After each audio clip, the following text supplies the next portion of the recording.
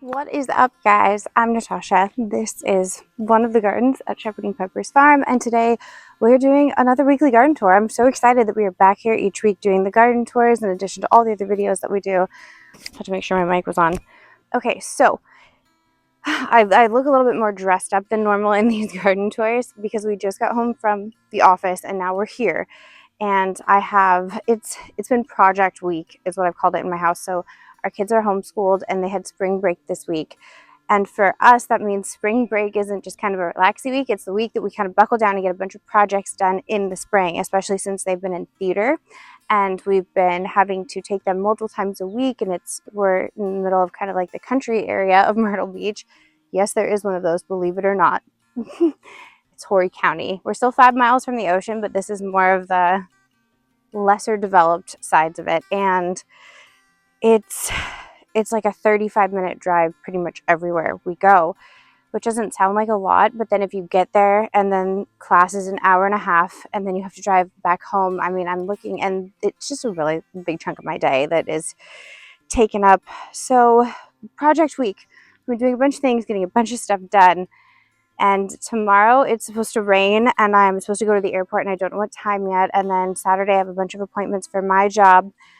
And then Sunday we have church and it's supposed to be a little thunderstormy then too. And I have a garden tour schedule that I'm trying to keep to.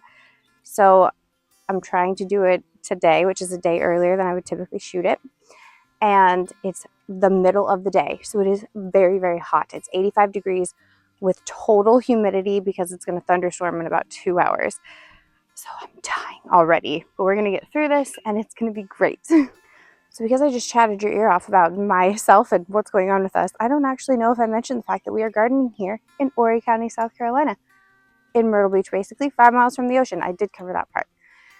And we're doing raised beds in this particular garden. As you can see, we have 18 of these. They're 24 feet long. Depending on the bed, they're about 3 to 4 feet wide. The stone ones are 3 feet wide. The wooden ones are 4. And we're going to talk about what we have going. I'm going to harvest some stuff. So enough of me, more of the plants. Let's go. So you can see that I came through and I netted this bed. This is dahlias mostly. There are some radishes in through here that we cut back last week. And if you look at last week's garden tour, you can see the difference in how much these tops grew in only a short week. But the dahlias, which are right here, are starting to come up and they will definitely need some support as they grow because they can get very large. Now this is chamomile. This is German chamomile. I talked about this in the previous garden tour because we're going to go ahead and harvest a lot of this chamomile because I grow it for tea. We have 2 different types in this garden. We've got Roman chamomile and German chamomile.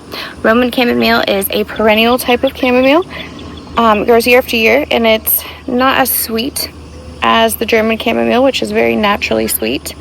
So it's used often in things like essential oils. And then we have German chamomile, which is traditionally grown for tea. It's an annual. You replant it each season if it doesn't self-sow with the flower heads. And then there is a different variety of chamomile, sometimes referred to as stinky chamomile.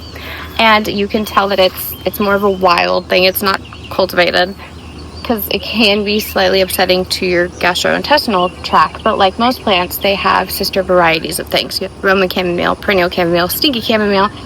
And I harvested this last week. It smelled so outstandingly amazing. And I got in the house and I put it in one of our metal bowls and ignored it for a while I was getting other things prepared and cleaning it up after bringing it inside. And I told Seth to smell the chamomile. So he goes over and he smells it and he's like, this smells horrible. And it did. It smelled awful. And I didn't know if it was the bowl, which it shouldn't be because I've got it out of the cabinet. It should be clean. I do have children who help with the dishes though, so should be is the operative word there. It smelled so bad that all throughout the week, even though I know I planted German chamomile, I've been coming here and smelling it. I'm like, yeah, okay, it still smells outstandingly amazing. So what the heck happened to my chamomile? If you've ever had this occur, let me know. I'm gonna pick a handful of these. Yeah, it smells amazing. And I'm just gonna set these off to the side in a bag. And we're gonna come back for this chamomile in a moment to harvest it, but I would like to see what happens to this chamomile after just leaving it. No, stinky chamomile is stinky even when you touch the leaves. So we're gonna come back to that. Now I do want to come through and check these radishes just to see if any of these are ready to be harvested, which I'm kind of gonna have to dig through these a little bit because they are interplanted with this other. That looks pretty great, right? So we'll come back and check on those in a moment. Now over here on this side, we have sweet Genovese, basil, and then these are gazania flowers. I did move the hyacinth vine from where I had it on a different trellis down there, and I'll explain why when we get down there. But I moved it up here because I didn't have anything on this trellis. Typically I do Blauhild beans, and I decided not to do that this year just to switch it up because it's been many, many years of that being exactly the same. So this is not an edible flower, it's just very pretty and decorative, so I wanted to try that. We have onions all in through here. If I see them flowering, I'm going to go ahead and I'm going to snap off the flower head so it redirects the energy more into the root. These are tomatoes right in through here. These are all Juliet tomatoes. All the tomatoes on this trellis in the front are the Juliet tomatoes, so I did have the kids come through and help me with pruning, supposedly. And I have a couple of decapitated tomatoes, which is fine. It's not that big of a deal. But I checked it off my to-do list that the tomatoes had been pruned, and clearly that is not the case. So I'm going to have to come through and do this on my own, as well as pulling a lot of this grass in through here as well. That's one of the things on my to-do list for this week. Many of the chores. Okay, now in the front, this right here is Pacific Beauty Calendula, and then right here, these are Har and Madu melons. Obviously, these have been sown very thickly, so once these get a little bit bigger, we're going to come through and we're going to thin these out, so that way they're not over competing for nutrients or space. And I did plant the same thing on both sides of the trellis. Over here, you can see that we definitely overdid it. So this is a hybrid melon right here. And by hybrid, I mean a melon that got cross-pollinated, not last season, but the season before, and it was the most outstanding melon that we've ever had. We like to take votes during the growing season, be like, oh, we love this melon this season, or this melon this season, and we loved this. Typically, hybrids they don't become stabilized, but I couldn't help myself. I wanted to grow the seeds and see how they did. Obviously, that is a slew of melon seeds, because when you're planting, sometimes you can get a little haywire. That's going to need to be thinned out. I think there's no argument there. I know I shouldn't, but I'm going to take 20 seconds and I'm going to trellis these tomatoes and snip them.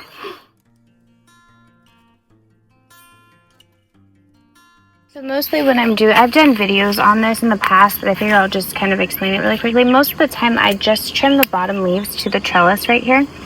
And then I just want to trellis it enough to give it some support when it's tall enough. That's my goal. I don't want any leaves touching the ground because that can make the plant more susceptible to getting blight. So try to avoid that.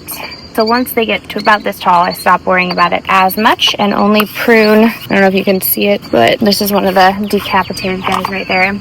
The more you space your plants apart, the less you typically have to prune them, but we get really bad heat and humidity and blight here. So I will keep an eye on them and prune them as needed throughout the season. However, I'd like to avoid doing that as much as possible. Now, all of these tomatoes on this trellis, the ones that we were just pruning up a little bit, these are Grandiero tomatoes.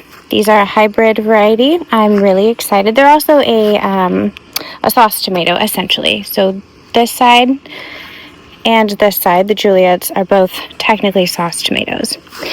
This is papalo. This is a Mexican herb that is an annual. It's supposed to be very similar to cilantro. I'm going to smell it. So far, it does not smell like cilantro. We'll see.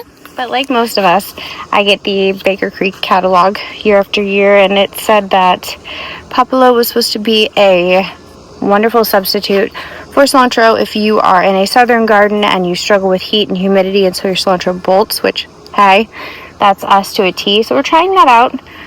I'm hopeful. I love cilantro, but I do have a daughter who can't stand it. She says it tastes like soap, which I've heard that. I've heard you're pretty divisively in one or two camps on the cilantro front, but we'll see how that does. I'd also be curious. I'm holding the camera at the moment, so it's slightly shaky. Sorry. I would also be curious to see how she likes this herb as well. Now, right in through here, we have marjoram. This is my first year successfully growing marjoram, which is quite silly in the fact that marjoram is supposed to be extraordinarily easy to grow, and I just have struggled with it for many years now. This is dill. Love the way dill smells. This is Merlot lettuce. Merlot lettuce is a beautiful addition to a salad. It's very soft and tender. It's wonderful. I'm going to harvest these because I'm feeling greedy, and even though they're small, I want them.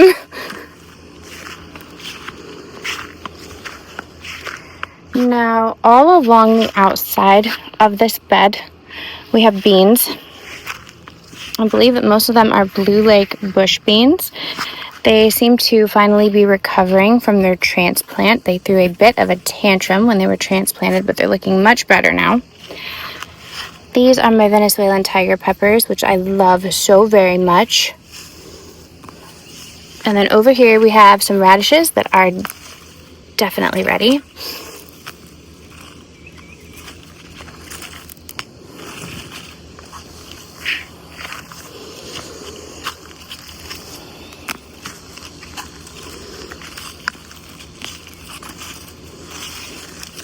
These are yellow Granex onions. We will see how these do. Now the Venezuelan tiger peppers come all the way down and through here. I love them very much, so we did a lot of them this year.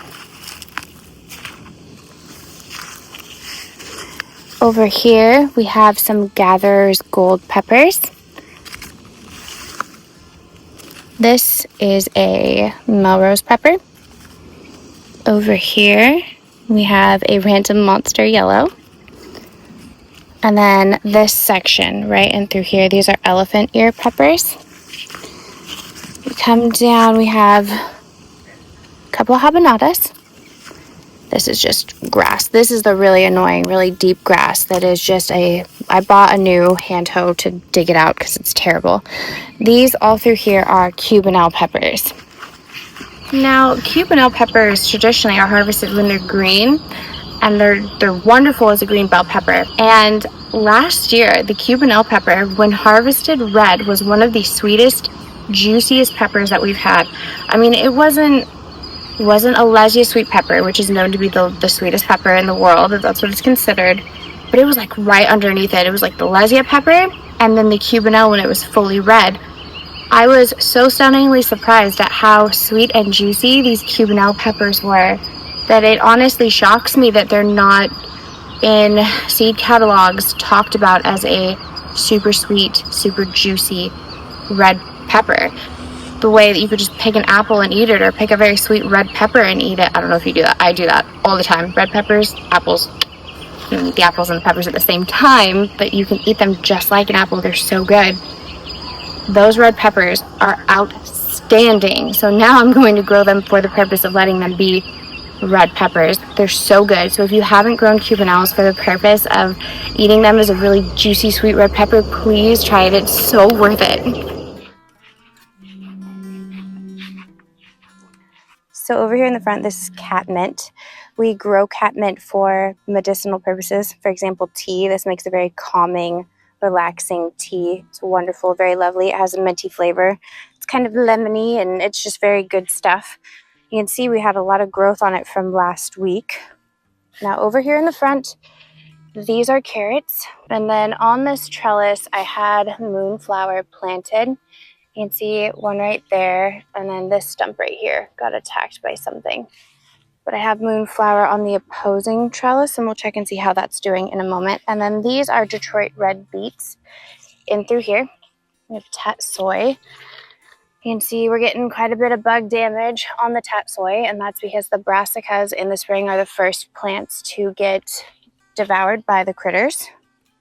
There's always a lot of talk about companion plants and using them to help keep the insects off of your the plants that you're wanting to save. Things like marigolds are supposed to be wonderful when they're planted with tomatoes or peppers to help keep the insects off of it. I have found that you have to plant an extraordinary number of companion plants in the area where you're trying to keep the bugs off of, or you have to use extraordinarily strong scented plants, which marigolds, although it is effective in a large volume, for example, if you look at, there's bugs everywhere. If you look at in-ground gardens, they'll have rows of tomatoes, and then against that entire row, they'll have an entire row of marigolds, and having that barrier wall almost is what will help keep the tomatoes protected.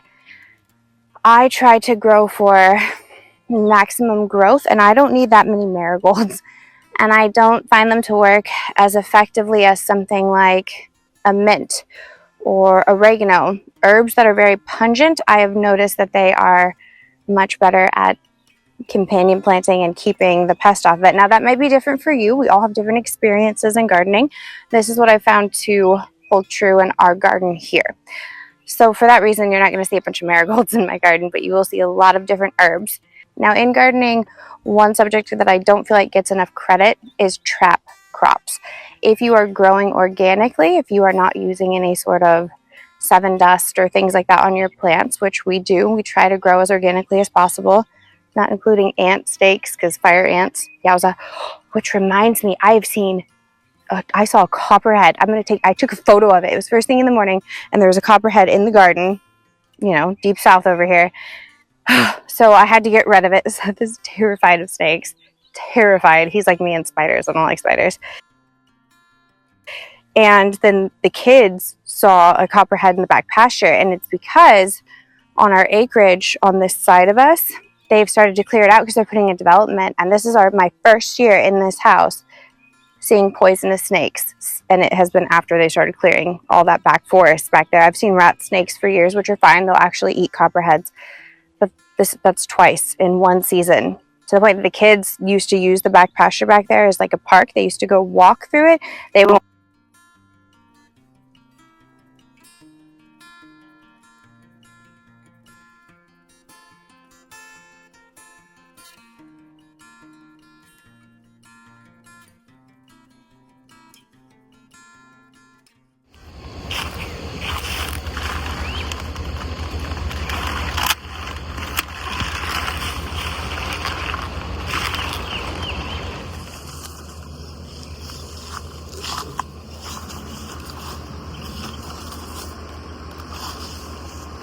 A lot of these earlier ones are still pretty heavily shaded, so I'm actually going to come through and take the ones down here that are less heavily shaded. I am strongly considering doing a random lettuce placement test in the garden to see where I could possibly get it to grow for longer, because I can only grow lettuce, at least so far. I've only been able to grow lettuce for a short period of time here in the spring. It does much better over the winter. I would love to continue having lettuce for the next few months if possible. It would be really, really, really great. The kids will actually complain about the salad bowl running out because I put out a bunch of different salad dressings. Everybody gets to do their own thing, so they really enjoy it.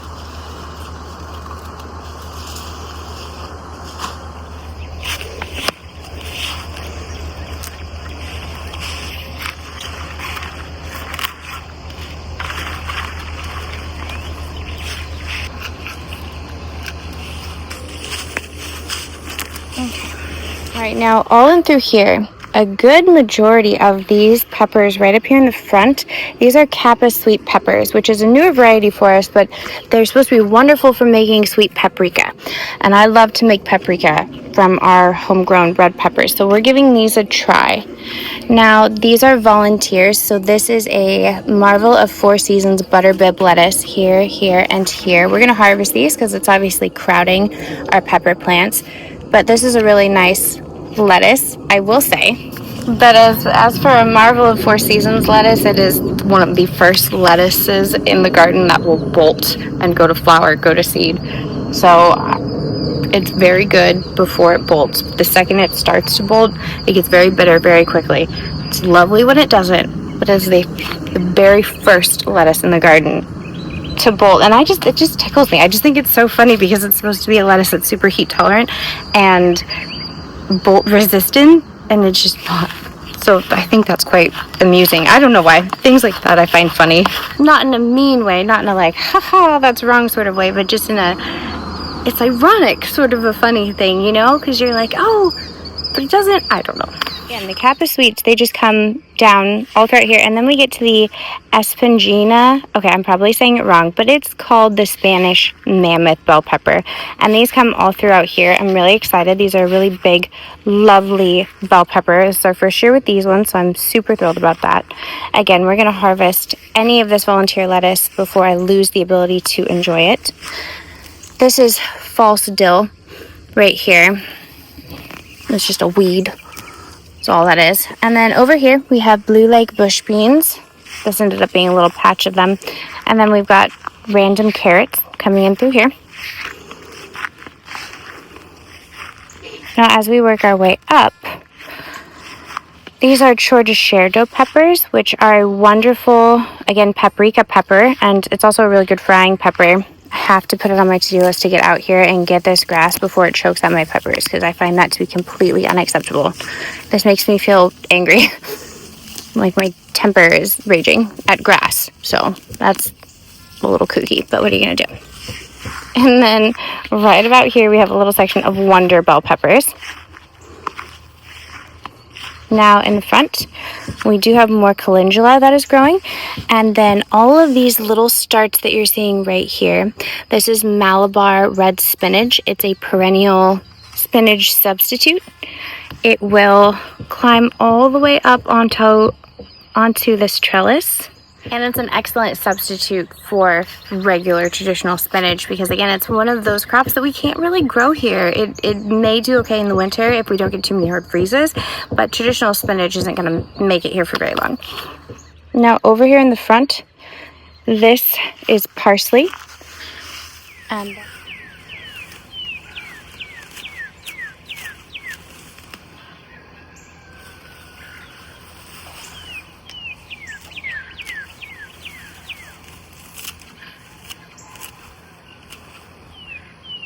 I think that is a decent haircut for today. Ow, I hit myself like a rope burn there. Cheapers. And then in front of the parsley, we have some firecracker vine, which looks like it's doing decent. I'm happy to see that. It's obviously going to need to reach a little bit because it's slightly far away from the trellis, but it should do okay. Now over here, there is a lot of dahlias in this bed, which is, again, one of the reasons this bed in particular has been trellised. Not trellised, excuse me. One of the reasons it has been netted. So over in the front, we have a whole bushel of pom-pom dahlias. These were grown from seed. And as we work our way down, we've got a few onions that are in the front. This little batch right here, these are Tall Deluxe Snapdragons. I think these look so cute. This is the first year. Snapdragons are perennial in zones 5 and above. So they look really cute right here. They don't look like my previous batch of Tall Deluxe Snapdragon, so I'm wondering if it's not actually what it is. We'll just have to see. They're super cute though. So onions in the front. This is McKenna Giant Columbine, and then this is a Butterbib lettuce right here. We're going to harvest these because they're kind of in the way of everything else. So these ones back in here, I'll let these get taller before I'll harvest them, but if these start to get any sort of size on them like this guy did, I'll go ahead and I'll harvest those. Love volunteer lettuce.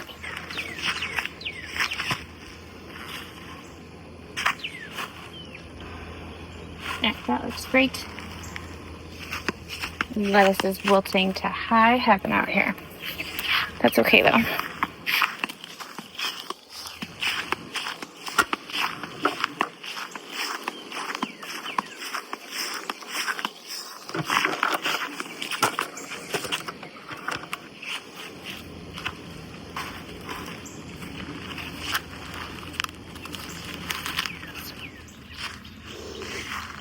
Now over here we have white horehound, which is wonderful for coughs and sickness. And then we have lime basil, which, believe it or not, is already trying to bolt. So we're going to get rid of that immediately. And I will harvest this teeny tiny amount of basil to prevent it from already trying to bolt, which is crazy. These right here are African daisies. And then we have ginger coming up there and there. This is tarragon, another perennial herb, which is wonderful in cooking. And we have our beautiful kitchen sage, turkey sage, JoJo sage. These flowers are so lovely. These have been really pretty.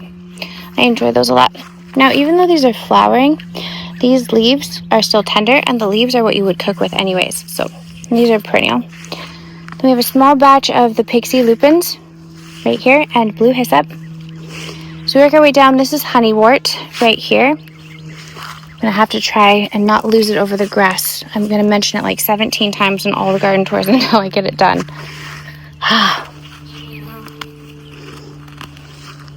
And then we have giant dinner plate dahlias down here, as well as some double extreme dahlias that I missed on that side, but that's what those are. And then these are Clarkia flowers. It's our first year with the Clarkias. I'm really excited to see them. They're starting to bloom at the bottom, so that's really neat. They look really lovely.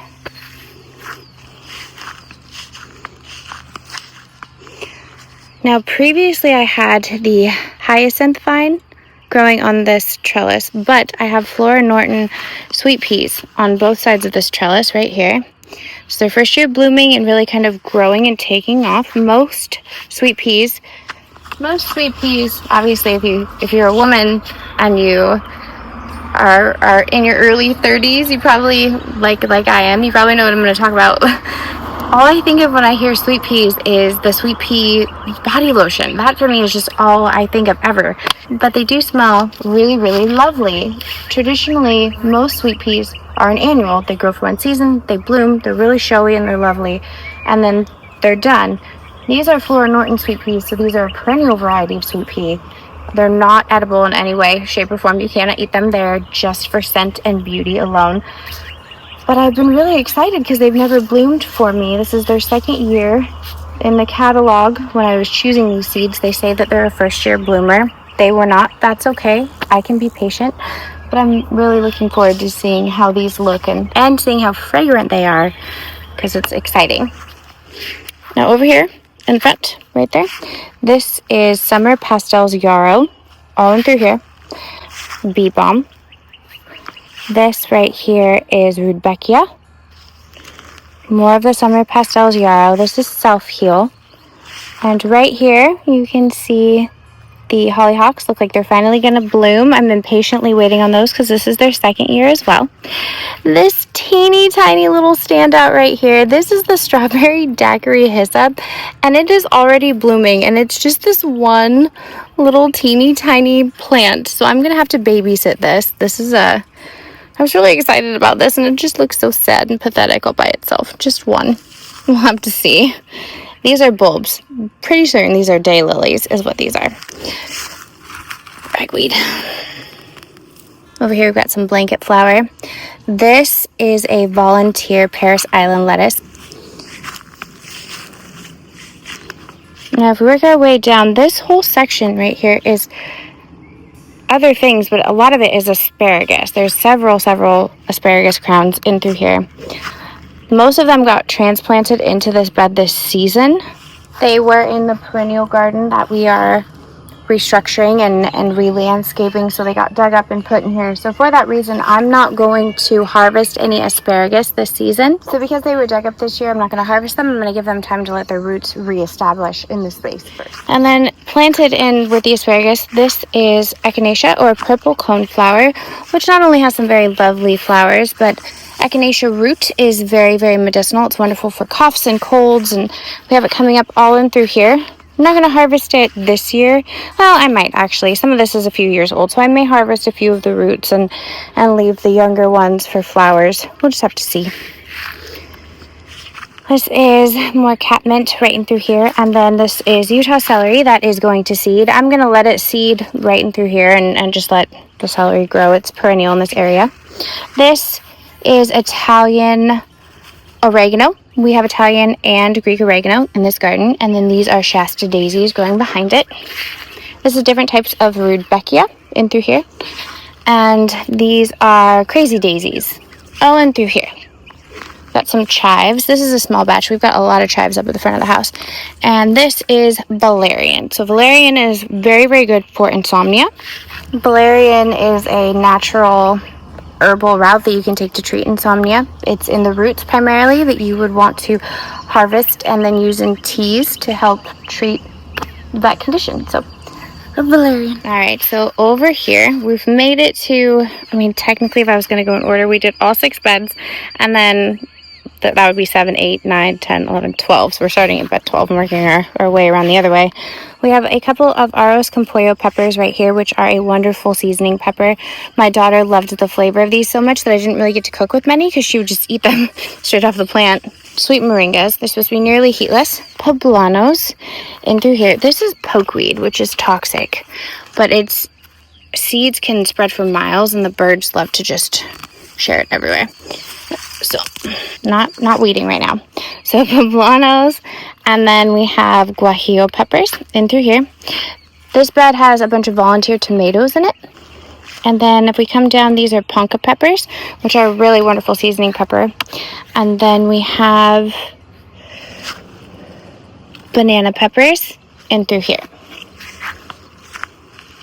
Now, these tomatoes, I believe this is my unknown row of tomatoes. You can see that was another tomato that got decapitated by Sophia. Nope, these are sun golds. I was incorrect. All of these tomatoes on this row are my sun gold tomatoes. I'm not sure what variety of onions these are because they are all trying to bolt. But look, our first sun gold tomato blooms. Landon was just telling me earlier today, he was like, Mom, you gotta grow tomatoes again so we can have tomato sandwiches. He's 4. And I was like, I am growing them, buddy. It's just gonna take a little bit of time. They're so cute. Now the firecracker vine that I had on this side clearly didn't survive. So I could replant something on this side, but I like to typically have the same thing on both sides. So I don't know. We'll just see. I don't have any more of those seeds. Then we have blue borage right there, which is a wonderful herb. Pollinators love it, and Gloriosa daisies. On through here we have bush beans, and again, this is still a blank space. I'm considering putting our tomatillos in here, so I need to really watch those. They've struggled to grow this season for whatever reason, and I mean, it just is what it is. Bush beans in the front. And if we come around, is this my row of unknown tomatoes? I think so. So every year, no matter how hard I try, we do seem to lose some of the labels and the plants. And so this is the unknown row of tomatoes, which, hey, look. That's really nice. We'll see what that ends up being. Now, this trellis right here, this is the one side that has the Malabar perennial spinach. And then on the other side, we have passion fruit, which is native to my area. So it grows here in abundance. I can't control it. It's just wild out here. I'm constantly pulling it because it's like a weed. These are bachelor's buttons. But yeah, all of these are maypop, passion fruit, all in through here. Like, look at that. And it takes over the space. It's all over in through here. So I have to pull all of this because it will latch itself onto everything and just become super difficult. These are royal burgundy bush beans. And then we have a little patch right here of the yellow wax bush beans. These are cabbages, golden acre cabbages. This one actually looks like a quarter blue. It says golden acre, but that looks more like a quarter blue because it's more cylindrical in its head shape. Whereas this is definitely a golden acre because it's round. We'll have to see how quickly these grow because they're getting obviously tons of bug damage. And if the extent is too severe, I may just turn the bed over into something else because it's 1 or 2 as a trap crop is fine, or 1 or 2 to go to seed is fine. But if I could utilize the space for something else, then that's worth it. And I do not need this many plants to go to seed. Like, that would be an outrageous amount of seeds. These are the loofah seeds coming up. Loofah gourd. We do not buy sponges in our house. We grow loofah gourds. They're wonderful, very easy to grow. And the cleaning and shucking process really isn't too tedious. I do a video on it typically every year. And as long as you have a really solid growing space with support, because they are vining, they do need support of some type. Loofah gourds grow really, really well in the heat. And I really despise the smell of mildewy sponges. So this has been a wonderful replacement to that. Loofahs are great. I was in the garden doing a ton of work, and I intended to put seeds in the ground on this side and this side. You can see where I dug the trench out to put the seeds in, but I didn't end up doing that. So we'll see. Over here we have so these little guys, these are Clay County watermelon starts that are coming up, and then we have some plume celosia right here. This is an artichoke. I'm actually checking on it to see how it's doing. Just one lone giant artichoke. And then all along this trellis, we have brandywine tomatoes. I bypassed this one. I need to go back there and show you what tomatoes we have over there. But I got all excited about the lupus and lost myself. And then this is just blank space besides the passion fruit that is trying to grow.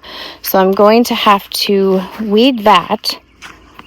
And then if we come back over to this side, you can see just everywhere with the passion fruit. It's obnoxious. You would think that it would be a great thing, and it's not. It's too much passion fruit.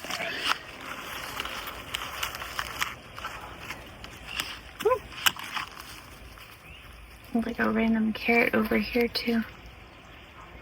Very small though.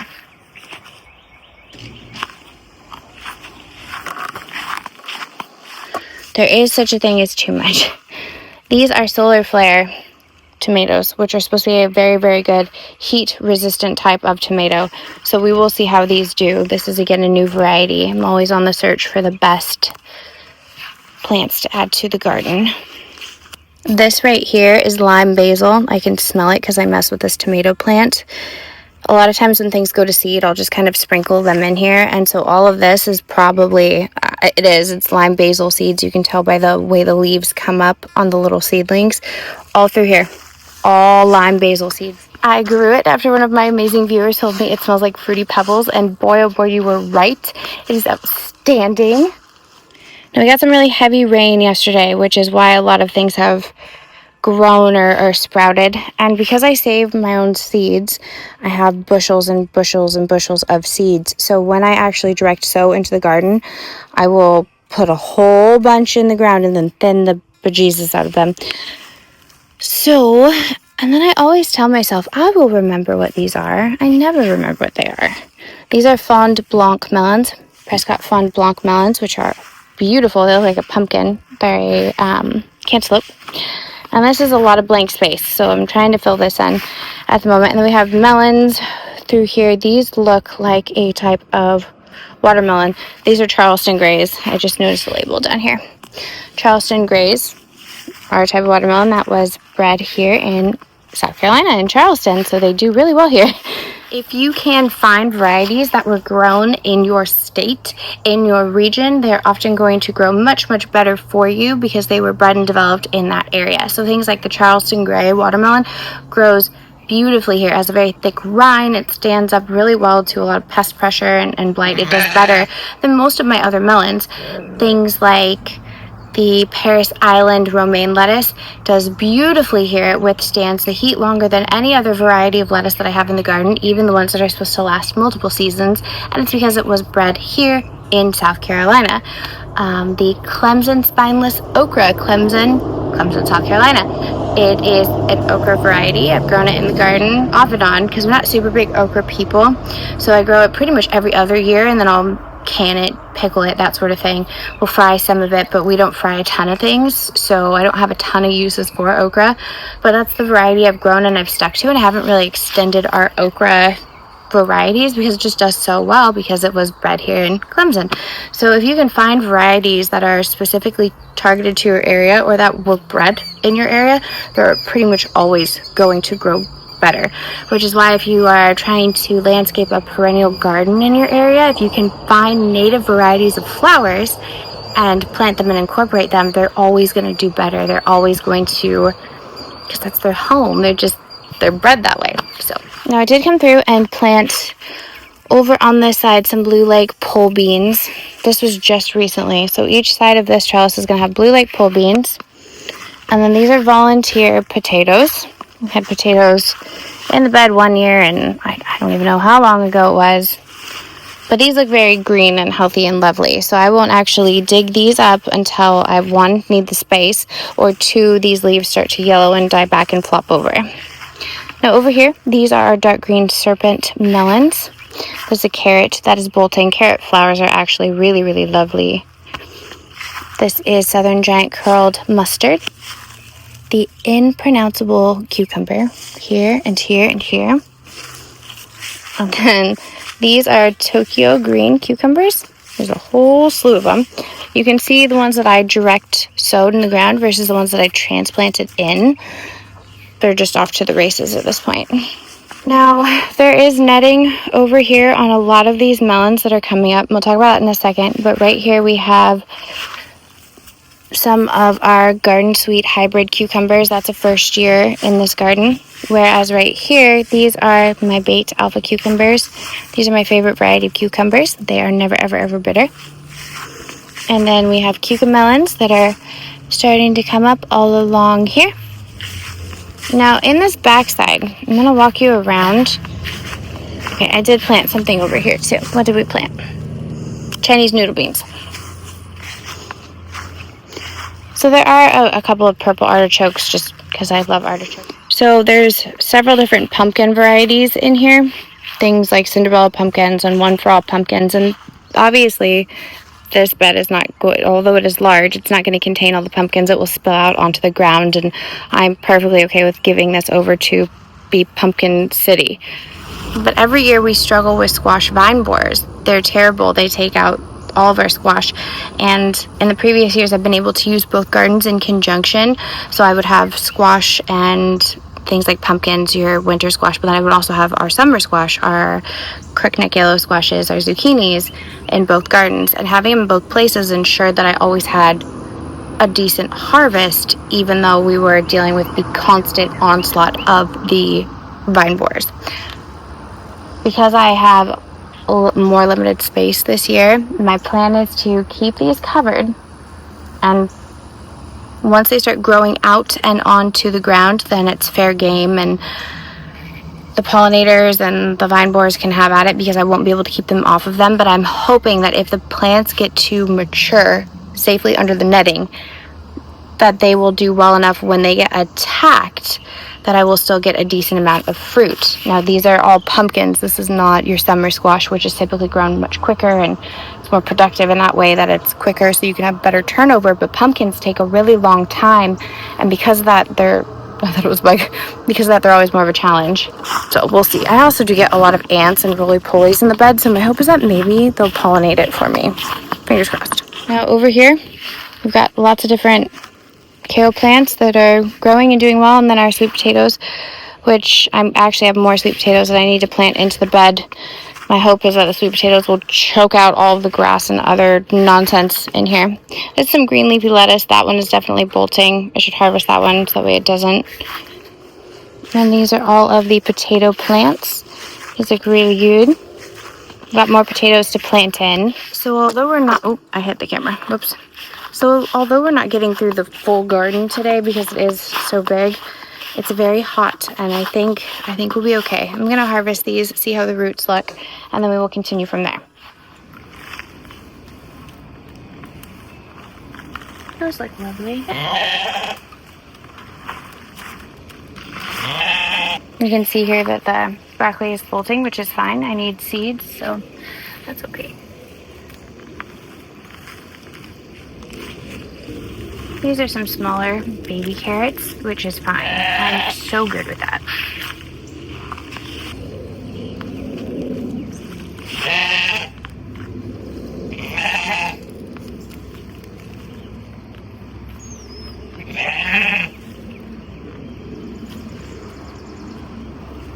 That one looks great.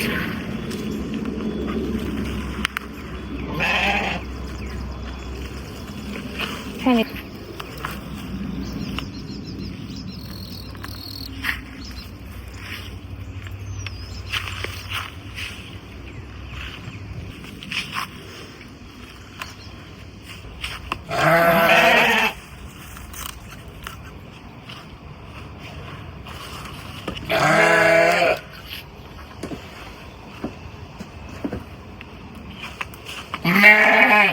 It is so warm outside, I cannot even tell you. I mean, I probably could tell you, but still. I'm gonna actually take some of these flowers in because I like them. Over here, this is what was the perennial garden that we're redoing. This is a bunch of tick seed that's swimming.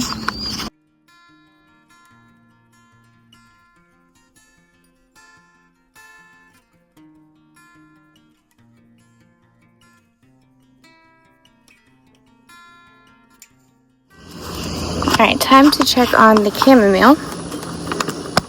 We'll see how this is doing. Okay, no, that still smells wonderful. What? It has to be the bowl. So I'm gonna harvest these chamomile flowers. Oh, my last one.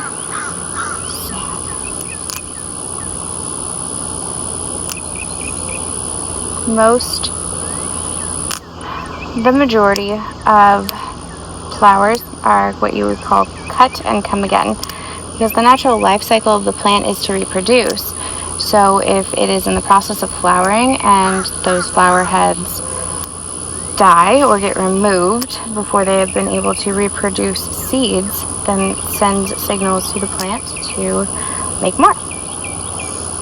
So this is one of those situations where harvesting it more frequently is not a bad thing if you're wanting to get a substantial harvest.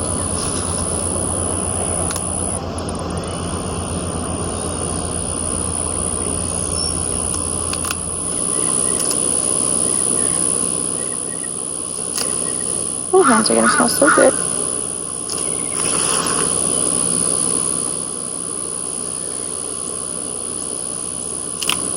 Landon comes out here and he's like, Mom, these are so beautiful. So cute.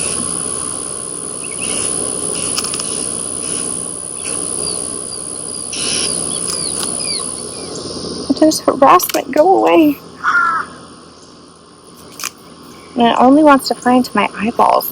That's its whole goal, is to just fly into my eyeballs. Why? Why my eyeballs?